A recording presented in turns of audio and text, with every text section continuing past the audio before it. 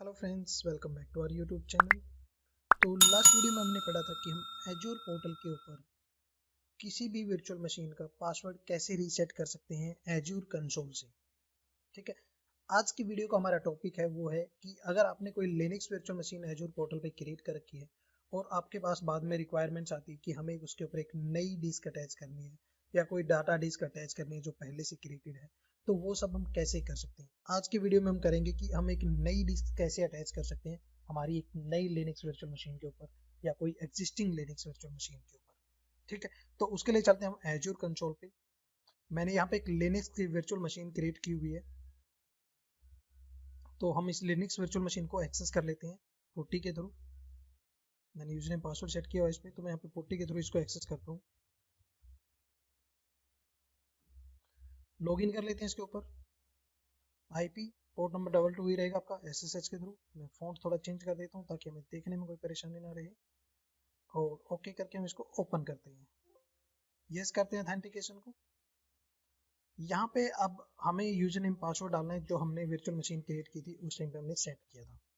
तो मैं यहाँ पे सेट करता हूँ यूजर नेम पासवर्ड, एंटर करते हैं और मैं अपनी लिनक्स वर्चुअल मशीन के ऊपर लॉगिन हो गया। तो अभी मैं क्या करता हूँ, पहले मैं रूट यूजर पे चला जाता हूँ ताकि मुझे बार बार sudo यूज ना करना पड़े अपने यूज के साथ।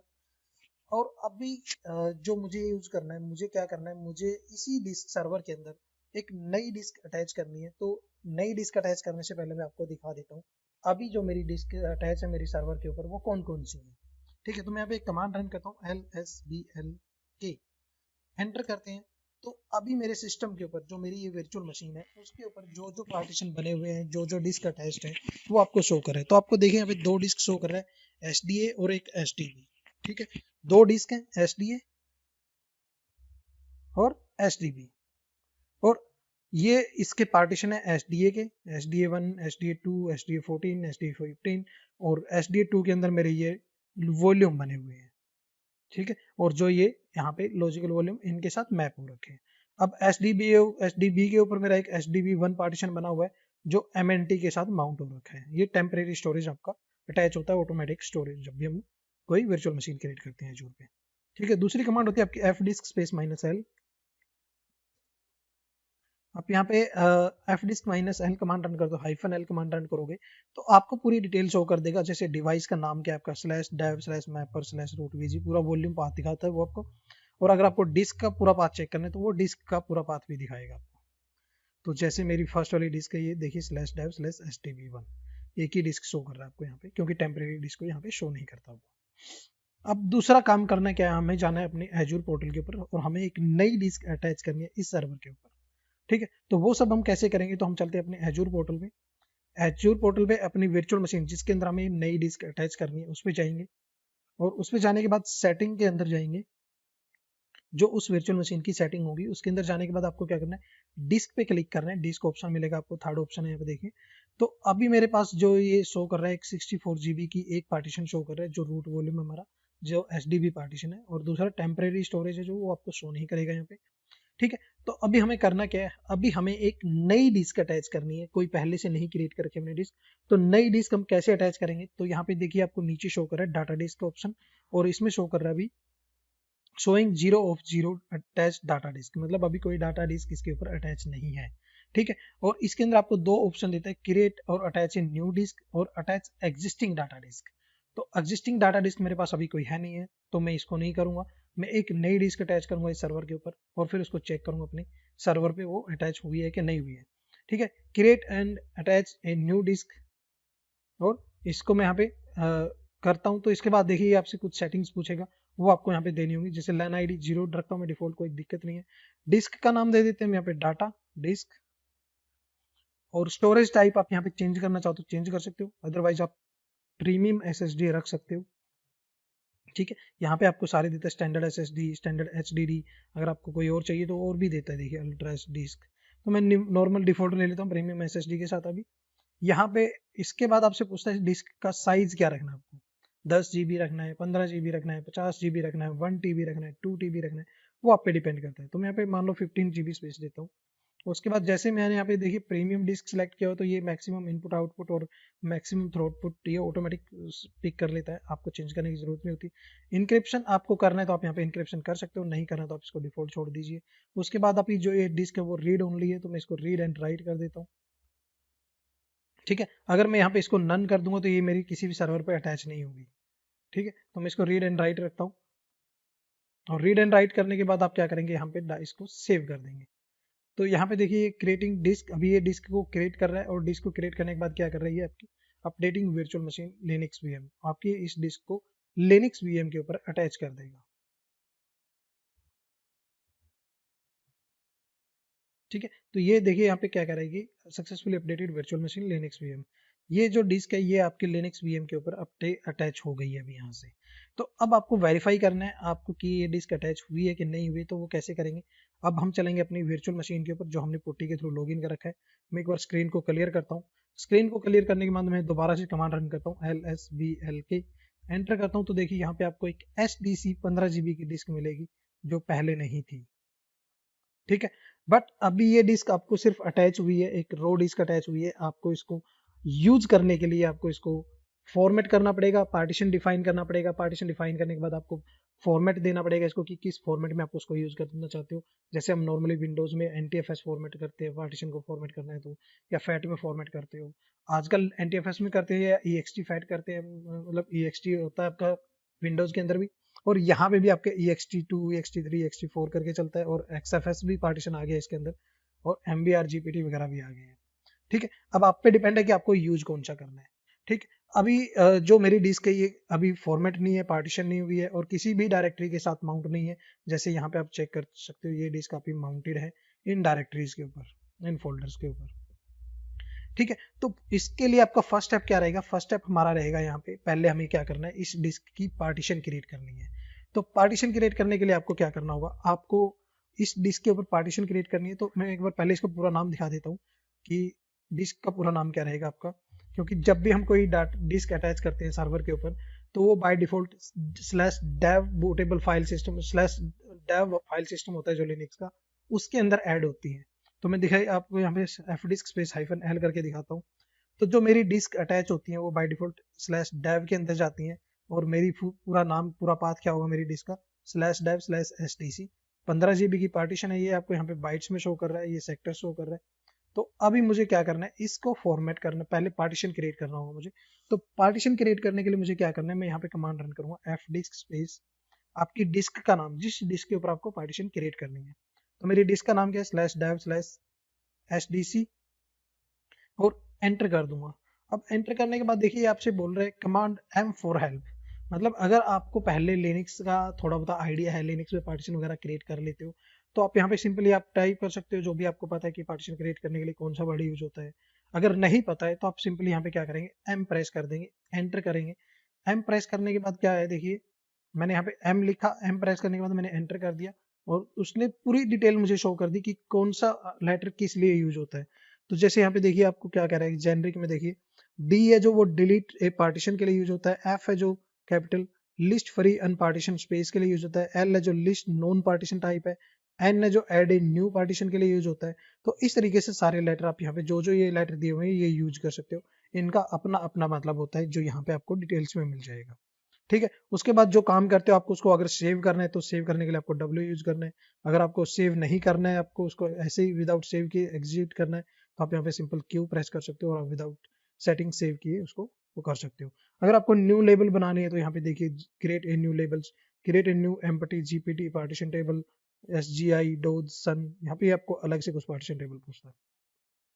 ठीक है, तो अभी हमें करना क्या है, हमें एक नई पार्टीशन क्रिएट करनी है। तो नई पार्टीशन क्रिएट करने के लिए यहाँ पे क्या दिया इसने, N। तो हम यहाँ पे सिंपली क्या करेंगे, N की प्रेस करेंगे, एंटर कर देंगे। तो N की प्रेस करने के बाद आपसे ये पूछता है कि आपको प्राइमरी पार्टीशन क्रिएट करना है या एक्सटेंडेड पार्टीशन क्रिएट करना है। तो प्राइमरी पार्टीशन क्रिएट करने के लिए क्या बोलता है कि आपको P प्रेस करना है, और 4 प्राइमरी पार्टीशन आप क्रिएट कर सकते हो। एक्सटेंडेड पार्टीशन क्रिएट करने के लिए आपको क्या करना है, E प्रेस करना है यहाँ पे, और आप एक्सटेंडेड पार्टीशन क्रिएट कर सकते हो। तो अभी हम क्या करते हैं, प्राइमरी पार्टीशन ही क्रिएट करते हैं। तो मैं यहाँ पे P प्रेस करूंगा, एंटर करूंगा। तो अभी ये पूछ रहा है कि आपका जो 1 से 4 तक नंबर्स होते हैं उसमें से कौन सा नंबर आप प्राइमरी पार्टीशन को देना चाहते हो। तो बाय डिफॉल्ट अगर आप कुछ नहीं डालते हो यहाँ पे तो डिफॉल्ट ये 1 पिक कर लेगा। अगर आप नंबर डालते हो यहाँ पे 2 3 4 तो वो उसके अकॉर्डिंग पिक कर लेगा। ठीक है, तो मैं यहाँ पे डिफॉल्ट रहने देता हूँ इसको 1 ही। उसके बाद ये आपसे सेक्टर्स पूछता है, मैं इसको भी डिफॉल्ट रहने देता हूँ। उसके बाद आपकी जो डिस्क का साइज है वो कितना रखना चाहते हो, आपकी 10 GB की है तो आप पूरा स्पेस देना चाहते हो उसको, या फिर आप कम रहना चाहते हो तो वो आप यहाँ पे साइज मेंशन कर सकते हो। तो मैं अभी के लिए इसको पूरा 15 GB का स्पेस दूंगा और इसको एंटर कर दूंगा। तो ये क्या करे, created a new partition 1 of the type Linux and size 15 GB। उसके बाद आपको क्या करना है, इसको सेव करना है। तो सेव करने के लिए मैंने आपको बताया था W है, W प्रेस करेंगे, एंटर कर देंगे, आपकी पार्टीशन क्रिएट हो जाएगी। अब अगर मैं दोबारा से यहाँ पे LSBL की कमांड रन करता हूँ तो ये देखिए आपको एक पार्टीशन शो करेगा आपकी SDC डिस्क के अंदर। SDC डिस्क के अंदर क्या किया उसने, एक पार्टीशन क्रिएट कर दिया 15 GB का। बट अभी भी ये हमने किसी के साथ माउंट नहीं किया है। तो माउंट करने से पहले भी आपको एक काम करना होगा। काम क्या करना है, आपको इसको फॉर्मेट करना है। पहले फॉर्मेट करने के लिए मतलब आपको एक लिनक्स का इसमें इसको फाइल सिस्टम असाइन करना है। तो फाइल सिस्टम कैसे असाइन करते हो यहाँ पे, उसके लिए आपकी कमांड होती है mkfs स्पेस -t। उसके बाद आपको फॉर्मेट, किस फॉर्मेट में आपको उसको असाइन करना है, XFS करना है, ext4 करना है, ext3 करना है, तो वो आप यहाँ पे टाइप कर सकते हो। सॉरी, तो जैसे मैं यहाँ पे ext4 रखता हूँ, ठीक है। अब ext4 देना है मुझे, किसको देना है, तो मैं वो पाथ लिखूंगा यहाँ पे /dev/sdc1। sdc1 पार्टीशन है जो हमारा, इसको हमें फॉर्मेट करना है एक्सटेंडेड 4 पार्टीशन के साथ। ठीक है, उसके बाद क्या करेंगे, हम एंटर कर देंगे नॉर्मली, और ये क्या करेगा, उसको एक फाइल सिस्टम असाइन कर देगा, मतलब इसको फॉर्मेट कर देगा, जो विंडोज की फॉर्म में बोलते हैं, इसको फॉर्मेट कर देगा और उसके ext फॉर्मेट में वो फॉर्मेट करेगा। अब अगर दोबारा से आप LSBL के करोगे तो अभी भी आपको सेम आउटपुट शो करेगा वो आपका, क्योंकि हमने उसको अभी माउंट नहीं किया, हमने उसको सिर्फ फॉर्मेट किया है। तो इसके बाद क्या आता है, इसके बाद अगर आपको इसको माउंट करना है किसी भी डायरेक्टरी के साथ, तो आप क्या करेंगे, पहले आप एक डायरेक्टरी क्रिएट करेंगे। डायरेक्टरी क्रिएट करने के बाद आप उसको माउंट करेंगे किसके साथ, आपकी 15 GB की जो डिस्क है उसके साथ। तो आपको माउंट करने के से पहले डायरेक्टरी क्रिएट करना है। तो डायरेक्टरी कैसे क्रिएट करते हैं, mkdir स्पेस डायरेक्टरी का नाम, जो भी आप नाम रखेंगे वो डायरेक्टरी का नाम यहाँ पे लिख दीजिए। तो जैसे मैं यहाँ पे डाटा डिस्क करता हूँ, एंटर करते हैं, मैंने डाटा डिस्क के नाम से एक डायरेक्टरी क्रिएट कर दी है। अब क्या करना है, मुझे इस 15 GB की जो मेरी SDC डिस्क मैंने पार्टीशन मैंने क्रिएट किया है उसको मुझे इस डाटा डिस्क के साथ माउंट करना है। तो वो कैसे करेंगे हम, तो उसके लिए कमांड होती है आपकी माउंट स्पेस, किसको माउंट करना है, /dev/sdc1, किसके साथ माउंट करना है, डाटा डिस्क। ठीक है, और मैं यहाँ पे एंटर कर दूंगा। अब अगर मैं दोबारा से यहाँ पे LSBLK करता हूँ, एंटर करता हूँ, तो देखिएगा यहाँ पे आपका जो SDC वाली डिस्क थी वो आपकी माउंट हो गई है किसके साथ, /home के अंदर एक स्टडी यूजर है, स्टडी यूजर ने एक डाटा डिस्क की डायरेक्टरी बना रखी है, उसके साथ ये माउंट हो गई है। ठीक है, अभी मैं स्टडी डायरेक्टरी के अंदर हूँ। अगर मैं यहाँ पे CD करके और आपकी डायरेक्टरी के अंदर जाता हूँ, मैं डाटा डिस्क के अंदर यहाँ पे LS करता हूँ, अभी कोई डायरेक्टरी नहीं है, एक लॉस्ट एंड फाउंड के नाम से इसने फाइल क्रिएट कर दी ऑटोमेटिक। तो अभी मुझे इसके अंदर मैं कुछ फाइल्स क्रिएट करता हूँ, तो जैसे touch demo, touch file 1, file 2, file 3। अब ये जो फाइल 1 के बीच में स्पेस आ गया तो ये दो फाइल क्रिएट कर देगा, फाइल के नाम से और फाइल 1 के नाम से। तो मैं स्पेस हटा देता हूँ। अभी मैंने क्या किया, 3 फाइलें क्रिएट कर दी, तो मैं यहाँ पे LS करता हूँ तो आपको कुछ पार्टीशन फाइल्स मिलेंगे यहाँ पे। ठीक है, अब मैं क्या करता हूँ, मैं एक बार अपने सिस्टम को अगर रीस्टार्ट करता हूँ तो क्या होगा, तो इसमें क्या होता है, अभी जो हमने ये पार्टीशन किया है, माउंट किया है, पार्टीशन वगैरह आपके हमने परमानेंट किए हैं, बट जो ये हमने इस डायरेक्टरी के साथ माउंट किया है वो माउंट किया हमने अभी टेम्परेरी। ठीक है, अगर मैं इस सिस्टम को रीस्टार्ट कर दूंगा तो ये बाय डिफॉल्ट इससे अनमाउंट हो जाएगा रीस्टार्ट करने के बाद। अगर आपको इसको परमानेंट माउंट करना है तो उसके लिए आपकी अलग से आपको एंट्री करनी पड़ेगी। तो मैं एक बार पहले इसको अनमाउंट वो सिस्टम को रीस्टार्ट करता हूँ और फिर आपको LSBL की कमांड रन करके दिखाऊंगा, तो आपको पता चल जाएगा कि आपकी ये जो डिस्क है वो माउंट शो करेगा कि नहीं करेगा। तो मैं यहाँ पे एक बार LSBLK करता हूँ और यहाँ पे मैं कमांड रन करता हूँ init6, मतलब init6 कमांड होती है यहाँ पे सिस्टम को रीस्टार्ट करने के लिए लिनक्स के अंदर। तो मैंने क्या किया, अभी मैंने माउंट कर दिया और init6 किए, तो मैंने रीस्टार्ट कर दिया मेरे सिस्टम को। अभी क्या होगा, मेरी जो ये माउंटेड है, हमने माउंट कर रखा है इसको, बट अभी दोबारा लॉगिन करूंगा तो मैं आपको अनमाउंट मिलेगा, मतलब ये माउंट नहीं होगी इसके साथ। तो मैं आपको दिखाता हूँ वो एक बार, अभी इसको आप आने देते हैं अपनी वर्चुअल मशीन को। आप आने के बाद हम इसको लॉगिन करेंगे एक बार। तो मैं यहाँ पे रीस्टार्ट सेशन करता हूँ, जैसे ही आप आएगा तो अगर मेरा कनेक्शन बन गया पहले तो ये शो कर देगा, नहीं तो एरर दे देगा आपको। अभी एरर दिया क्योंकि वो अप नहीं हुई है वर्चुअल मशीन हमारी। तो 1 मिनट के लिए वेट कर लेते हैं हम यहाँ पे।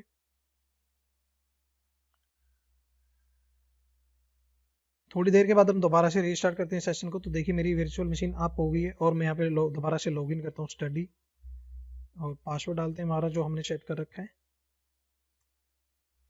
अब अगर मैं दोबारा से LSBL की कमांड रन करता हूँ तो यहाँ पे देखिएगा जो हमने माउंट किया होता है, यहाँ पे ये माउंट हो रखी थी हमारी 15 GB की पार्टीशन स्टडी डाटा डिस्क के साथ।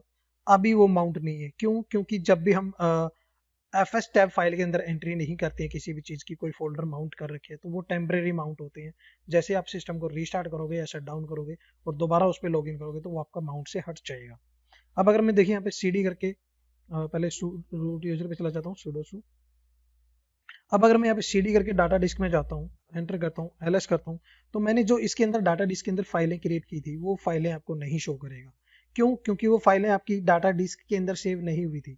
वो फाइलें सेव हुई थी आपकी 15 GB की जो डिस्क हमने ये अटैच की थी इसके ऊपर, उसके अंदर। अब अगर मैं इस डिस्क को किसी दूसरे सर्वर पे लेके जाके अटैच करता हूँ तो वो डाटा जो आपके इसके अंदर था वो आपको वहां पे शो कर देगा। ठीक है, बट वो आपको पहले माउंट करना पड़ेगा किसी के साथ। वहां पे आपको इसको फॉर्मेट करने की जरूरत नहीं पड़ेगी, वहां पे सिर्फ आपको इसको माउंट करना होगा। ठीक है, वो मैं आपको नेक्स्ट वीडियो में करके दिखाऊंगा। तो अभी आपको दोबारा से माउंट करना पड़ेगा उसको यूज करने के लिए। तो माउंट करने के लिए क्या मैंने कमांड बताई थी आपको, पहले मैं डाटा डिस्क से बाहर आ जाता हूँ, नहीं तो आपको माउंट नहीं करने देगा। माउंट के लिए कमांड है mount space /dev /SDC1 space data disk. Enter करते हैं तो मेरी माउंट हो गई। अब अगर मैं दोबारा से CD करके डाटा डिस्क के अंदर जाता हूँ, एंटर करता हूँ, LS करूंगा तो मैं जो फाइलें मैंने वहां पे क्रिएट की थी वो आपको यहाँ पे शो कर देगा अभी। क्यों? क्योंकि हमने दोबारा से उसको माउंट कर दिया वापस। अब अगर मैं यहाँ पे LSBL के भी करूंगा तो यहाँ पे भी आपको वापस शो कर देगा कि आपकी जो SDC डिस्क है वो 15 GB की आपकी यहाँ पे माउंट हो रखी है home/study/data डिस्क के अंदर। ठीक है, अब अगर आपको इसको परमानेंट एंट्री करनी है तो उसके लिए आपको क्या करना होगा, आपको पहले तो इसकी UUID चाहिए।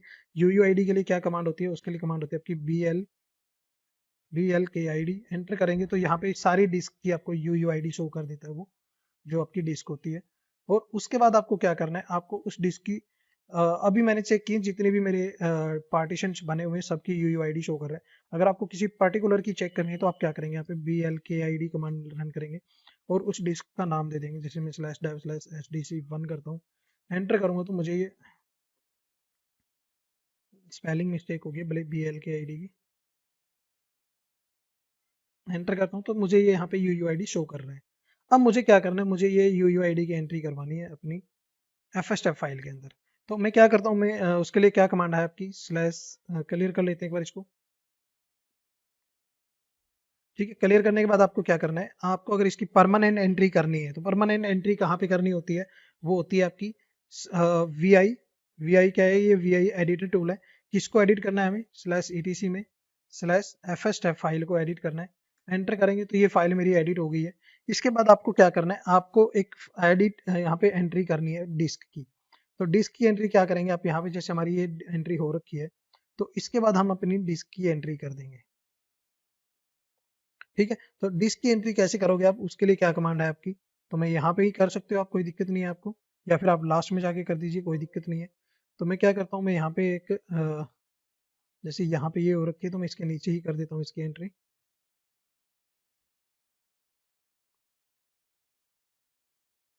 यहाँ पे मैं आई की प्रेस करता हूँ, एंटर करते हैं और यहाँ पे मैं लिखता हूँ UUID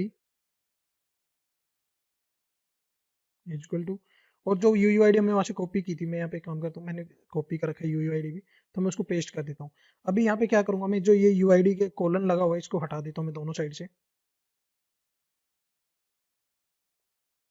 उसके बाद क्या करना है आपको, यहाँ पे टैब की प्रेस करेंगे आप अपने सिस्टम से। आपने जो डिस्क अटैच की है उस डिस्क का नाम यहाँ पे देना है, जैसे मैंने यहाँ पे /dev/SDC1। टैब की प्रेस करेंगे, जो हमने फाइल सिस्टम असाइन किया था ext4, टैब की प्रेस करेंगे हम यहाँ पे। डिफॉल्ट हमने लिखा, डिफॉल्ट लिखना है हमें यहाँ पे ULT। टैब की प्रेस करेंगे 0, टैब की 0। ये आपको डिफॉल्ट सेम सेटिंग रखनी है जो हमारी ऊपर हो रखी है इनकी दूसरे वाली उनकी। ठीक है, तो हमने यहाँ पे ये एंट्री कर दी है। इसके बाद आपको क्या करना है, इन एंट्रीज को सेव कर देना है। तो यहाँ पे ये आपकी मतलब परमानेंट एंट्री हो जाएंगी। ठीक है, सेव करने के लिए क्या करना है, आपको एस्केप की प्रेस करेंगे, यहाँ पे कोलन WQ और एक्सक्लेमेशन मार्क एक्सक्लेमेशन साइन, और यहाँ पे आपकी ये फाइल सेव हो गई है। तो इसके बाद आपको क्या करना है, इसके बाद हमारी इस फाइल को अगर आपको वेरीफाई करना है तो हम चेक कर सकते हैं कैट के साथ, कैट etc और fs टैब एंटर करेंगे। तो यहाँ पे आपने जो एंट्री की है देखिए, वो आपको एंट्री यहाँ पे शो कर देगा जो हमने डिस्क की एंट्री की है। ठीक है, दैट मीन्स कि अभी ये परमानेंट एंट्री होगी। अगर अब मैं अपने सिस्टम को शट डाउन या रीस्टार्ट करता हूँ तो ये आपकी वहाँ पे परमानेंट डिस्क माउंट हो रखी है, अब वो हटेगी नहीं आपकी डिस्क वहाँ से। जैसे हमने पहले यहाँ पे एंट्री नहीं की थी और सिस्टम को रीस्टार्ट किया था तो वो अनमाउंट हो गई थी ऑटोमेटिक। ठीक है, तो ये तरीका है आपको माउंट करने का और परमानेंट एंट्री करने का। ठीक है, नेक्स्ट वीडियो में हम करेंगे कि अगर हमें कोई एग्जिस्टिंग डिस्क किसी दूसरे सर्वर पे अटैच करनी है तो वो सब हम कैसे कर सकते हैं। ठीक है, आज की वीडियो में इतना ही था। अगर आप लोगों ने अभी तक यूट्यूब चैनल को सब्सक्राइब नहीं किया है तो सब्सक्राइब कर दें, बेल आइकन को प्रेस कर दें ताकि आने वाले सारे वीडियो के नोटिफिकेशन आपको मिलते रहें और आप कोई वीडियो भी मिस ना करें। So thank you guys, keep watching and keep supporting, bye bye.